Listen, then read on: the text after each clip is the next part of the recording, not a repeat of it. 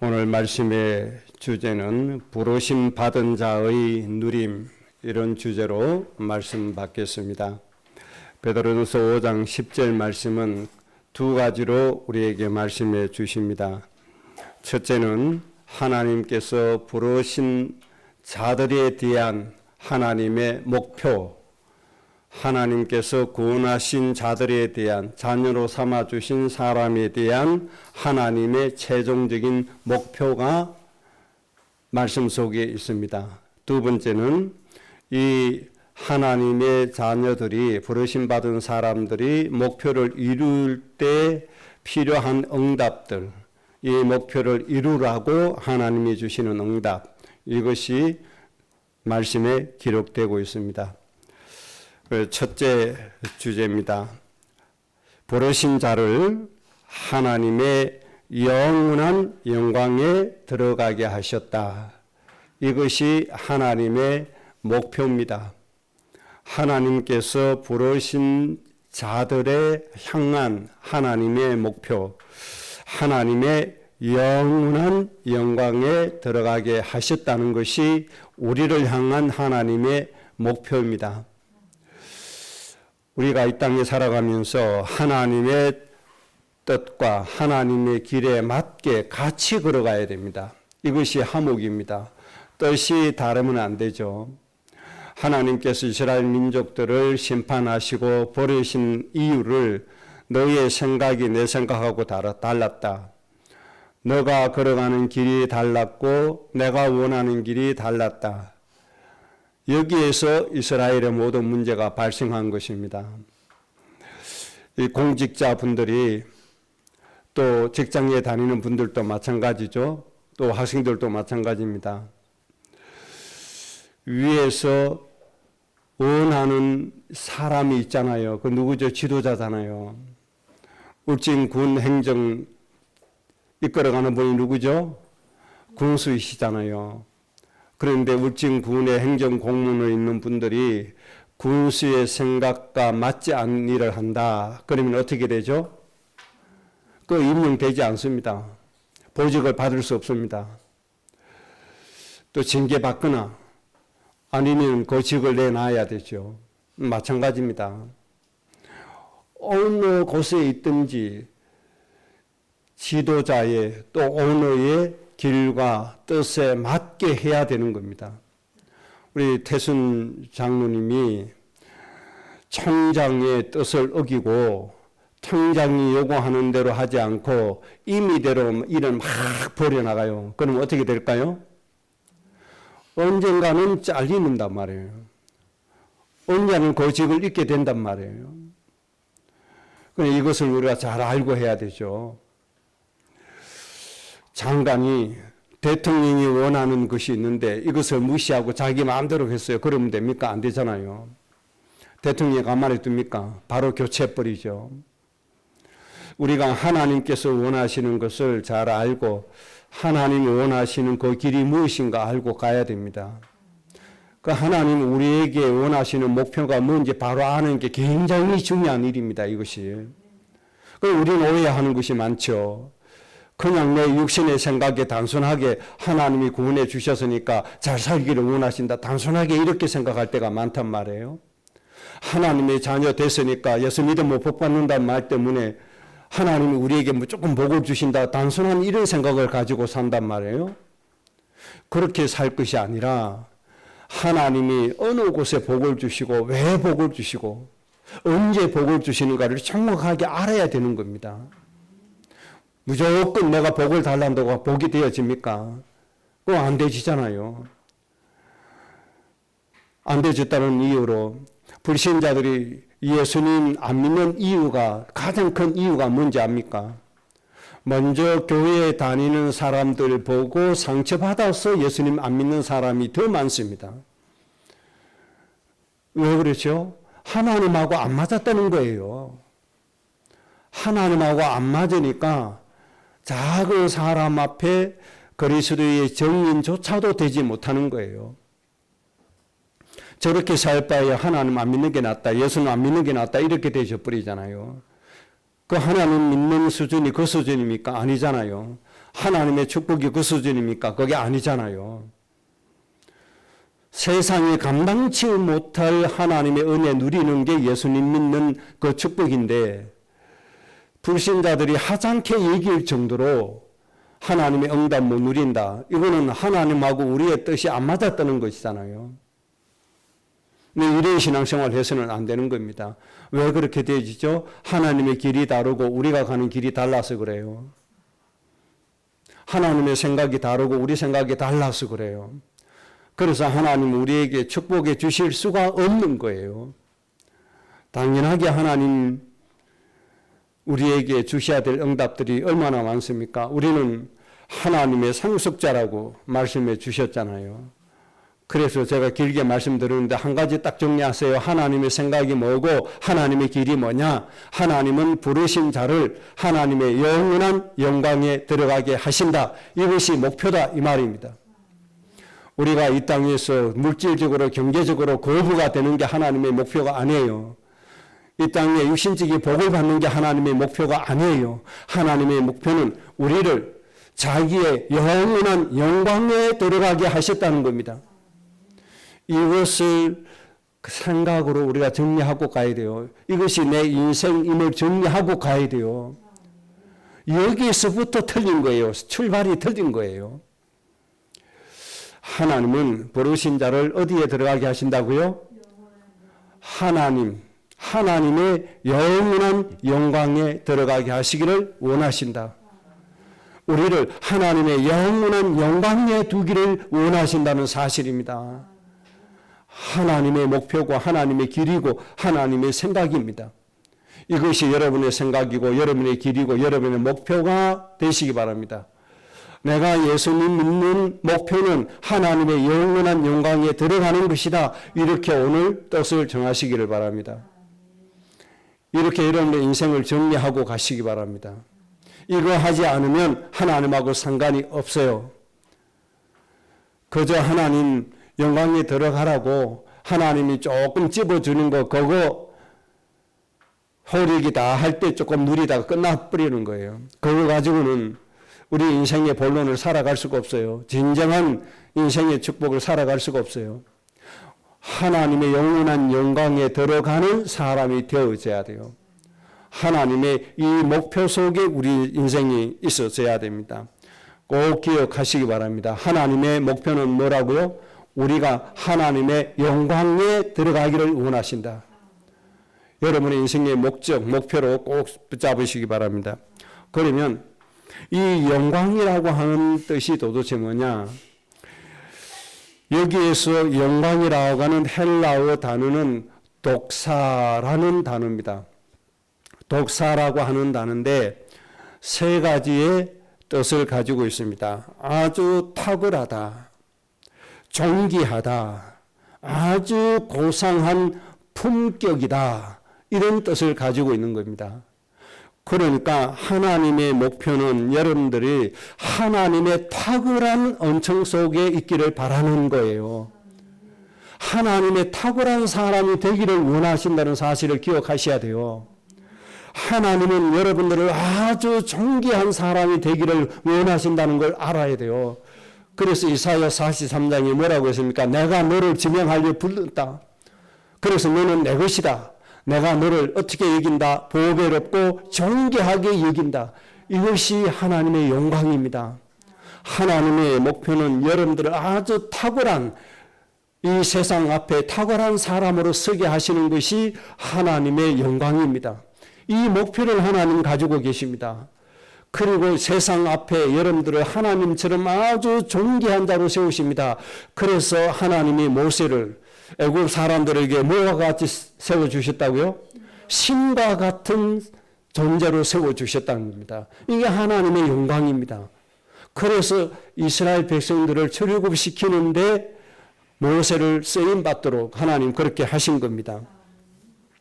그리고 아주 고품격, 아주 고상한 품격이 있는 사람이 되게 해주셨다. 이게 하나님을 본받는 자다 그 말입니다. 아주 품격이 있는 사람, 고상한 품격이 있는 사람, 이것이 그리스도의 정인이 되어지는 겁니다. 그래서 불신자들이 예수 믿는 사람 보고 하나님을 비방할 것이 아니고 실망하고 낙심할 것이 아니고 예수 믿는 맛이 떨어지는 것이 아니고 아주 품격이 있는 우리를 보고 예수님 믿고 싶어하는 이런 생각이 들도록 하는 이런 응답을 놓고 하나님이 우리를 불러주셨다 이 말입니다. 그러니까 하나님의 영광에 들어가게 하셨다 이 말은 아주 탁월한 사람으로 세워주신다. 아주 존귀한 존재로 세워주신다. 아주 품격이 높은 사람으로 세워주신다. 누구처럼요? 하나님처럼. 여기에 부르신 자들을 들어가게 하나님은 하십니다. 이것이 우리를 불러주신 하나님의 목표입니다. 여러분, 이 목표 무너지면 안 됩니다. 그래서 이제는 여러분 이 세 가지의 하나님의 목표 가슴에 담고 사셔야 됩니다. 이 세 가지 목표 어떻게 이루나요? 하나님을 본받아라고 하신 겁니다. 그래서 내가 거룩하니 너희도 거룩하라고 하신 겁니다. 그래서 수많은 사람들이 우리를 보고 뭐 해야 돼요? 하나님을 볼 수 있어야 돼요. 그래서 우리를 칭송해야 돼요. 읍진 군청에 있는 모든 공직자들이 수현 장로님 보고 뭐라고 칭송을 해야 돼요? 정말로 하나님의 존귀하신 분 같습니다 라고 고백해야 돼요. 정말 하나님처럼 품격이 높으십니다 라고 칭송해야 돼요. 이게 하나님의 영광 속에 들어가는 거란 말이에요. 우리 그리스도인들이 이렇게 삶을 살아줘야 돼요. 그래야 세상을 살릴 수가 있습니다. 우리는 너무 무능하고 낮고 천한 자이기 때문에 하나님이 우리에게 은혜를 주셔서 이런 위치로 우리를 올려놓으시기를 원하십니다. 그래서 어떻게 해요? 세상 사람들에게 생명의 빛이 되게 해주신다 이 말입니다. 여러분 이런 은혜 속에 꼭 있어지길 바랍니다. 그래서 우리의 인격을 보고 참으로 고상하십니다 라고 생각이 들게 해야 됩니다. 우리 며느리지만은 내가 본받을 것이 참 많아. 내 며느리인데 내가 본받아야 돼. 이런 소리를 들을 수 있는 품격자가 되어져야 된다 이 말입니다. 하나님이 이런 응답을 놓고 여러분을 불러주신 겁니다. 이런 목표를 놓고 하나님이 우리를 불러주셨습니다. 그러면 이 하나님의 영광에 들어가려면 어떻게 해야 되는가? 이게 이제 중요하죠. 하나님께서 아무에게나 탁월한 사람으로 세우지 않습니다. 아무나 존귀한 자로 세우지 않습니다. 아무나 아주 고상한 품격이 있는 사람으로 세우지를 않습니다. 하나님이 탁월하고 아주 품격이 있는 자, 아주 존귀한 자로 세울 사람은 따로 있어요. 이런 사람이 되어져야 되는 겁니다. 이런 사람이 어떤 사람이냐? 요한복음 17장 1절에 예수님께서 이렇게 기도하십니다. 아들을 영화롭게 하사 아들로 아버지를 영화롭게 하게 하옵소서. 여기에서 영화롭다는 말과 영광이란 말은 같은 단어입니다. 예수님께서 아들을 영화롭게 하사 아들로 하여금 아버지를 영화롭게 하게 하옵소서. 예수님의 첫 번째 기도 제목이 이겁니다. 그리고 요한복음 17장 4절에 더 구체적으로 보면 아버지께서 내게 하라고 하신 일을 이루어 아버지를 이 세상에서 영화롭게 하여사오니, 이렇게 예수님이 기도하십니다. 여기에서 중요한 것이 바로 이겁니다. 하나님 아버지가 내게 하라고 하신 일을 이루었다고 하는 겁니다. 이 사람이 하나님의 영화롭게 들어갈 수 있는 사람입니다. 하나님이 내게 이루어라고 하신 일, 내게 하라고 하신 일을 이룬 사람, 내게 하라고 하신 일을 이루어서 하나님의 영광에 들어간다는 겁니다. 하나님을 영화롭게 했다는 겁니다. 그래서 요한복음 17장 5절에 아버지여 창세 전에 내가 아버지와 함께 가졌던 영화로서 지금도 아버지와 함께 나를 영화롭게 하옵소서. 예수님이 하나님의 영광에 들어가신 방법은 하나님이 예수님에게 하라고 하신 일을 다 이루음으로 하나님의 영광에 들어갔습니다. 그러니까 하나님이 누구를 하나님의 영원한 영광에 들어가게 하십니까? 하나님이 하라고 하신 일을 이루는 사람, 하나님이 하라고 하신 일을 이루는 사람, 이런 사람을 하나님이 탁월한 사람으로 만들어 주실 것이고 존귀한 사람으로 만들어 주실 것이고 아주 고상한 품격자로 하나님이 만들어 주실 겁니다. 여러분의 가정, 가문이 이러한 가정과 가문이 되어지시기를 주의 이름으로 축복합니다. 자, 그러면 하나님이 내게 하라고 하신 일이 도대체 뭐냐? 이게 이제 중요하죠. 하나님이 내게 하라고 하신 일이 뭐냐? 예수님에게 하라고 하신 일이 다르고 우리에게 하라고 하신 일이 다릅니다. 그러면 먼저 예수님에게 하라고 하신 일이 뭔가 하니까 예수님의 고백처럼 요한복음 6장 39절에 나를 보내신 이의 뜻은 내게 주신 자 중에 내가 하나도 잃어버리지 아니하고 마지막 날에 다시 살리는 이것이니라. 한 영혼도 잃어버리지 않고 마지막 날에 전부를 살리는 것이 하나님이 나에게 주신 일이다. 이렇게 예수님이 말씀하셨습니다. 그렇습니다. 예수님만이 대속제물이 되십니다. 예수님만이 메시아가 되십니다. 예수님만이 그리스도이십니다. 예수님만이 우리의 모든 죄를 사하신 분이십니다. 이 일을 예수님께서 다 이루었습니다. 그래서 요한복음 19장 30절에 십자가에서 마지막으로 외치신 말씀이 다 이루었도다. 이 말씀을 고백하신 겁니다. 그 예수님께서 이 일을 하셨단 말이에요. 피 흘림이 없인 적 사함이 없잖아요. 내가 죄사함 받기 위해서 내 피를 흘리고 죽었다. 다시는 구원받을 수 있는 기회가 없습니다. 구원받기 전에 죽어버리니까. 그래서 내 대신 누군가가 피 흘려서 죽어주셔야 됩니다. 누군가가 내 대신 죽고 죽음의 무덤 속에 들어가야 됩니다. 예수님께서 이 일을 다 이루신 겁니다. 하나님이 이 일을 하라고 예수님에게 말씀하신 겁니다. 그래서 모든 물과 피를 쏟으시고 죽으시고 무덤 속에 3일 만에 계신 겁니다. 그리고 우리를 다시 살리기 위해서 다시 부활하신 겁니다. 이것은 누구만 하실 수 있습니까? 예수님만 하실 수 있습니다. 예수님이 이 일을 다 이루심으로 하나님의 영광에 들어가신 겁니다. 예수님이 이 일을 다 이루셨잖아요. 그러면 하나님 우리에게 하라고 하신 일이 뭘까요? 우리에게 하라고 하신 일은 예수님께서 다 이루신 이 구원의 축복을 누리면서 창세기 12장 3절 말씀처럼 복의 근원이 되어 모든 민족을 복되게 하라. 이것이 하나님이 우리에게 하라고 주신 일입니다. 그래서 내가 해야 할 일은 하나님이 주신 구원의 축복을 가지고 예수님이 이루신 모든 이 구원의 축복을 가지고 뭐 해야 돼요? 다른 사람 복되게 하는 것이 내가 할 일입니다.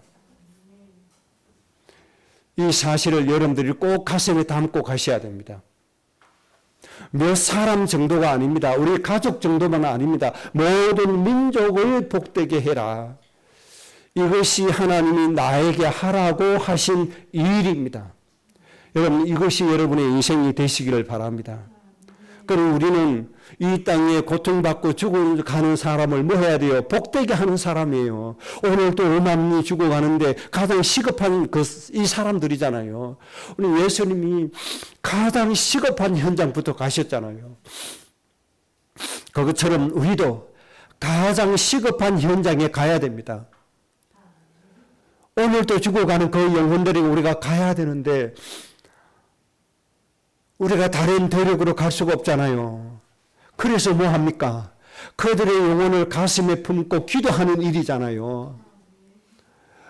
그래서 우리가 오늘 내가 있는 처소에서 내 집안에서 그 현장을 놓고 기도하잖아요. 기도하면 하나님 어떻게 해요? 내 기도를 들으시고 그 현장에 주의 사자를 보내든지 주의 일꾼들을 그 현장에 보내시잖아요. 누가 움직이십니까? 하나님이 움직이시잖아요. 시간과 공간을 초월하시는 하나님이 내 기도에 따라서 움직이십니다.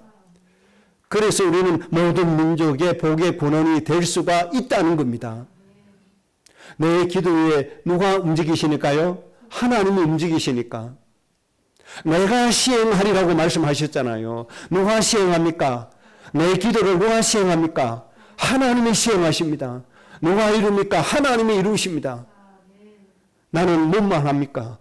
하나님 앞에 그들의 영혼을 가슴에 품고 기도만 하는 겁니다.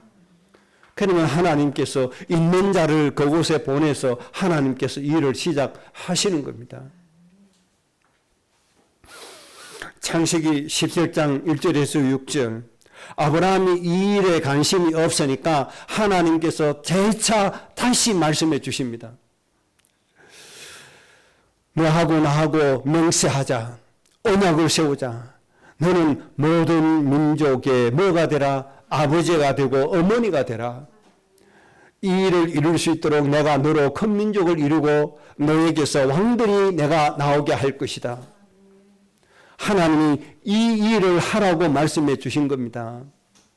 모든 불신자들의 뭘 해라? 부모의 역할을 해라. 우리가 이 일을 매일같이 감당해야 됩니다. 어떻게 감당합니까? 우리가 쌀을 싸들고 갈 수가 없잖아요. 그래서 뭐 합니까? 예배하는 겁니다. 그래서 뭐 합니까? 기도하는 겁니다. 누구를 위해서요? 죽어가는 하나님의 백성들을 위해서. 그 현장 살릴 수 있도록 살려달라고 하나님 앞에 기도하는 겁니다. 그러면 누가 이루신다고요? 하나님이 이루십니다. 하나님은 우리처럼 시간에 제한받지 않습니다. 공간에 제한받지 않습니다. 거리에 제한받지 않습니다. 하나님은 전능하신 하나님이십니다. 모든 시공간을 초월하신 하나님이 우리의 기도에 따라서 모든 현장을 살려낼 수가 있고 모든 부모의 역할을 감당할 수가 있는 겁니다. 이것은 하지 않고 뭐합니까? 내 육체의 복만 구하고 있으니 단무스를 위해서 애국한다고 하나님이 한탄하시고 그 예루살렘을 하나님이 무너뜨려 뿌리신 겁니다. 왜? 존재 이유가 없으니까. 하나님의 목표가 아니니까. 모든 교회들이 복만 달라고 부르짖으니 하나님이 얼마나 많이 주셨는데 하나님이 경제 주시면 뭐합니까? 자꾸 세상이 이 덩치만 키워나가요. 죽어가는 현장에 보내야 되는데 현장에 보내지 않아요. 아니 1년 예산 한 1억쯤 되는 교회에 하나님이 좀 죽어가는 현장 살리라고 2억을 하나님이 주셨더니 그 1억을 어디다 투자하죠? 죽어가는 현장에 투자하는 게 아닙니다. 어디다 투자하죠? 땅 사서 교회를 넓히는데 다 투자해 버리네요. 이렇게 하고 있으니 참 기가 막힐 노릇이라 이 말이에요. 그래서 하나님이 주고 싶어도 줄 수가 없잖아요. 우리가 족한 줄을 알고 정말 하나님께서 하라고 하신 일, 모든 민족의 아버지 부모의 역할을 해라. 만약에 여러분 순단자매가 회원이가 양식이 없어 일주일을 굶고 있는데 그걸 방치하고 있다. 회원이가 굶주려서 영양실조로 지금 병들어 가고 있는데 그걸 방치하고 있다. 그럼 그 부모입니까? 아닙니까? 이웃보다도 못한죠. 그게 무슨 부모입니까? 죽어가는 영혼에 대해서 부모가 좀 되라는 거예요. 이 일을 하라는 거예요. 하나님이. 이사야 49장 6절에 하나님께서 한 번 더 이스라엘을 기회를 주십니다. 하나님께서 회복시켜 주시고 한 번 더 쏘가보자 이 마음으로 이스라엘 회복시켜서 나라를 회복시키시고 성전도 회복시키시고 도시도 회복시켜 주시고 이스라엘 백성들 힘 하나도 안 들이고 하나님께서 다 회복시켜 주시잖아요. 그래 놓고 하나님이 말씀해 주십니다. 이스라엘아, 내가 너를 이방인의 생명의 빛으로 세웠다. 그러니 이제부터 저 땅끝까지 이르러 이 복음을 전파해서 사람을 좀 살려라. 하나님이 이 일을 하라고 이스라엘을 다시 회복시켜 주셨잖아요. 이방인의 빛이라 땅끝까지 이 복음을 전달시켜서 그들을 살리도록 해라. 그런데 이 이스라엘 백성들이 이거 합니까? 안 합니까? 안 하잖아요. 또 육신의 복을 달라고 하잖아요. 그래서 수천을 흘려서 예수님 시대에 예루살렘 성전까지 왔잖아요. 예루살렘 성전이 뭐 하고 있습니까? 오로지 경제 축적만 하고 있잖아요. 오로지 경제 축적하고 있습니다. 오로지 돈이 목적입니다. 이것이 복이라고. 하나님이 이 교회가 필요 있습니까? 필요 없잖아요.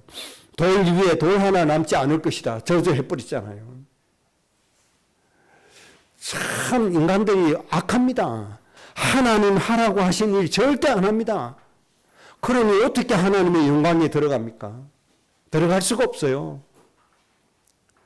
사도행전 1장 8절에 땅끝까지 예수님의 정인이 되라고 했습니다. 땅끝까지 이르러 예수님의 정인이 되라. 이것이 우리가 해야 할 일입니다. 고린도서 5장 20절 예수님의 대사가 되라. 예수님의 대리자로 살아라. 이렇게 말씀해 주셨습니다. 하나님이 우리에게 하라고 하신 일입니다. 그래서 너희는 무엇을 먹을까 무엇을 입을까 구하지도 말라. 경제는 구하지도 말라는 거예요. 뭐해라? 하나님의 나라와 의를 구해라는 거예요. 하나님의 나라와 의가 뭡니까? 하나님 우리에게 하라고 주신 일입니다. 우리에게 하라고 하신 일이 하나님의 나라와 의입니다. 이것을 하라는 거예요. 솔로몬이 너무너무 잘했잖아요. 어떻게 하면 하나님의 백성을 잘 이끌어갈 수 있겠습니까? 그거 하나 구했는데 하나님이 구하지 않은 부와 건강과 모든 것을 하나님 다 허락해 주셨습니다. 너희는 먹을 거 마실 거 구하지 말라는 말씀이 바로 그 뜻입니다. 안 구해도 주시는 겁니다. 하나님이 너희에게 있어야 될 줄을 안다고 말씀하신 겁니다. 그러니 여러분들 돈, 경제 위해서 살지 마세요. 하나님이 하라고 하신 일을 위해서 사시기 바랍니다. 그러면 하나님 모든 것을 더하여 주시리라. 건강도 더하여 주실 겁니다. 경제도 더하여 주실 겁니다. 우리에게 살아가는 데 필요한 모든 것들을 하나님 더하여 주실 겁니다. 하나님의 이 영적인 원리대로 사라지는 여러분들 되시기를 주의 이름으로 축복합니다. 이렇게 하면 하나님의 영광이 들어가요. 이렇게 하나님의 백성들을 위해서 살면 하나님이 우리를 아주 탁월한 사람 만들어주세요. 존귀한 자로 세워주세요. 아주 고상한 품격자로 하나님이 세워주세요. 이것이 바로 행복한 인생이 되는 겁니다. 그 다음 그게 두 번째입니다. 이렇게 하나님의 영광에 들어갈 수 있는 사람, 즉 하나님이 하라고 하신 일을 할 수 있는 사람이 되도록 하기 위해서 주시는 응답이 오늘 기록되고 있습니다.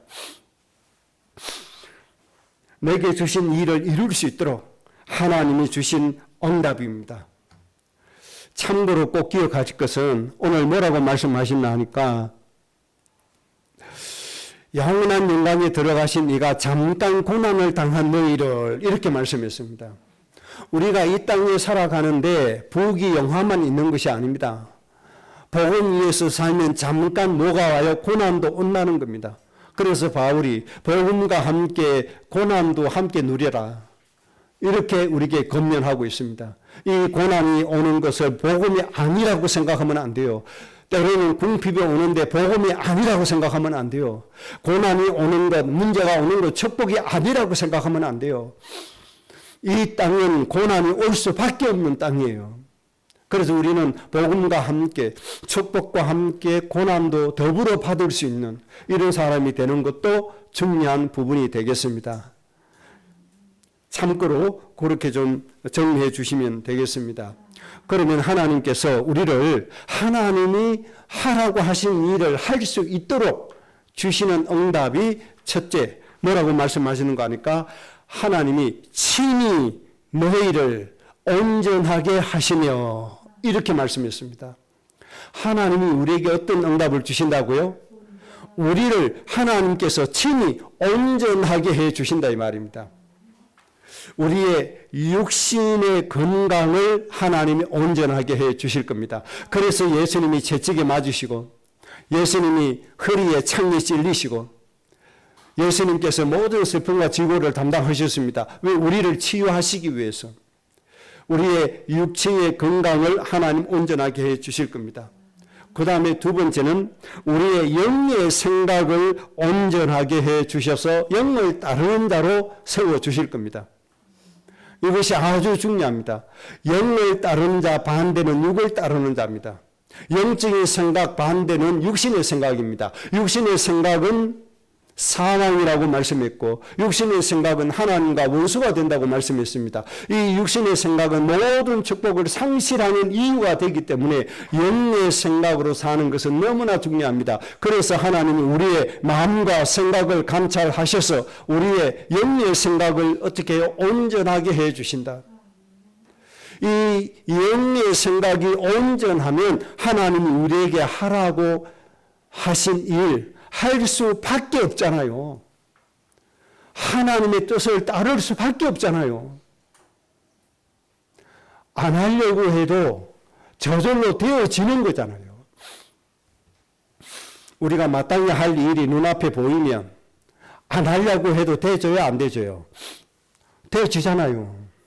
그러니까 집안이 지저분하면 안 하려고 해도 어떻게 돼요? 정리하게 되어지잖아요. 이게 당연한 게 아닙니까?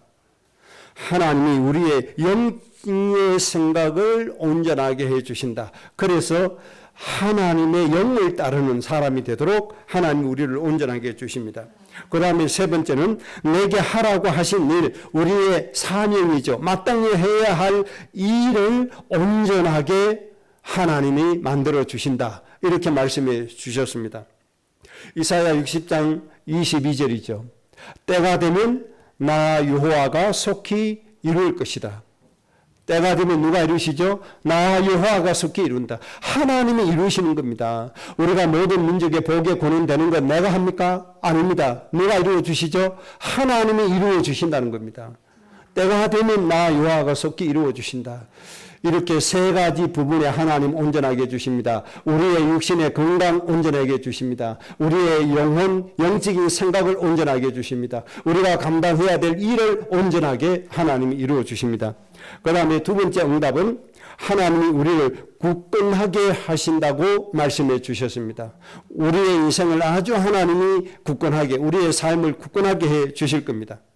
데살로니가전서 3장 13절에 너희 마음을 굳건하게 하시고 주 예수께서 강림하실 때에 아버지 앞에서 거룩하며 흠이 없게 하시기를 원하노라. 하나님이 우리 마음을 굳건하게 하셔서 예수님 재림 오실 때 거룩하신 하나님 앞에서 흠이 없을 정도의 인생이 되게 하나님이 굳건하게 해 주신다는 겁니다. 하나님이 응답을 우리에게 주십니다.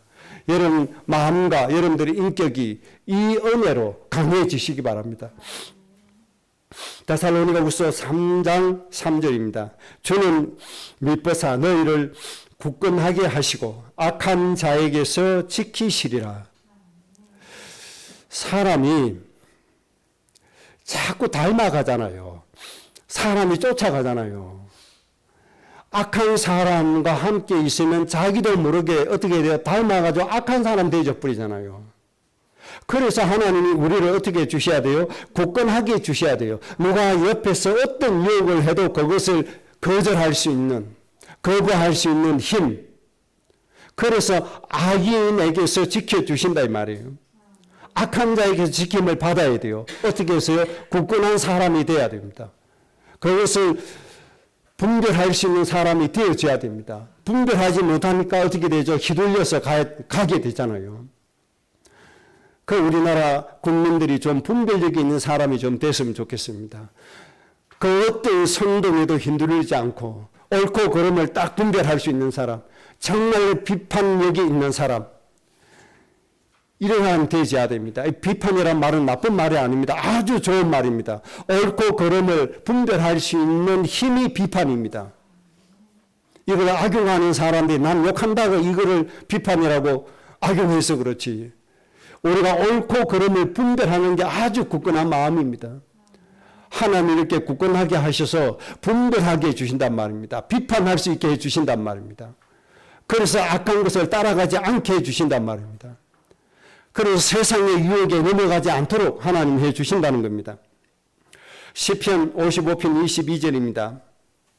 내 짐을 여호와께 맡기라. 그가 너를 붙드시고 의인의 요동함을 영원히 허락하지 아니하신다.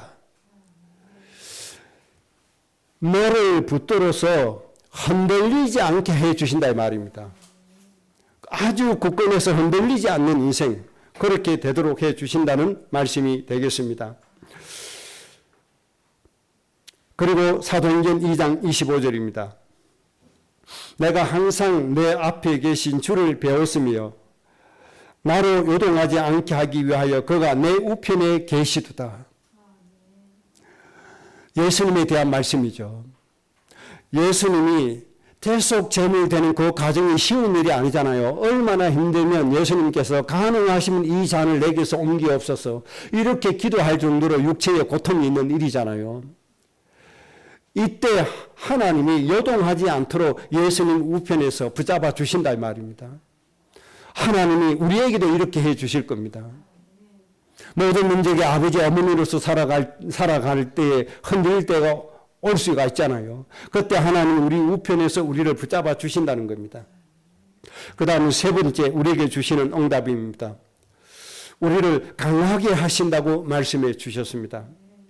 시편 105편 24절에 여호와께서 자기 백성을 크게 번성하게 하사 그의 대적들보다 강하게 하셨으며 이 세상의 그 어떤 사람들보다 우리를 방해하는 대적자들보다도 우리를 뭐하게 하신다? 강하게 하신다.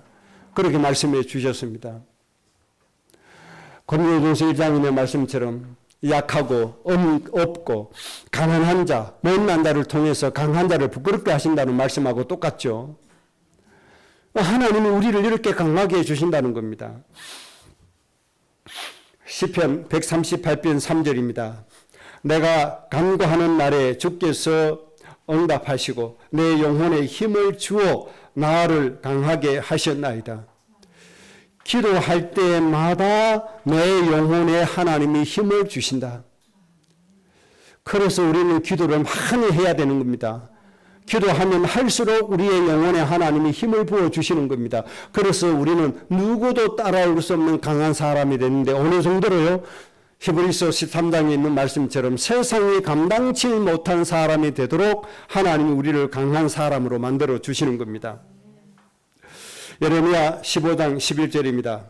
여호와께서 이르시되 내가 진실로 너를 강하게 할 것이요 너에게 복을 받게 할 것이며 하나님께서 너를 강하게 하신다. 왜 강하게 해주실까요? 그래야 하나님 하라고 하신 일을 할 수가 있으니까요. 하나님은 우리를 강하게 하십니다. 이 응답으로 하나님 하라고 하신 일 온전히 감당하는 여러분들 되시기를 바랍니다.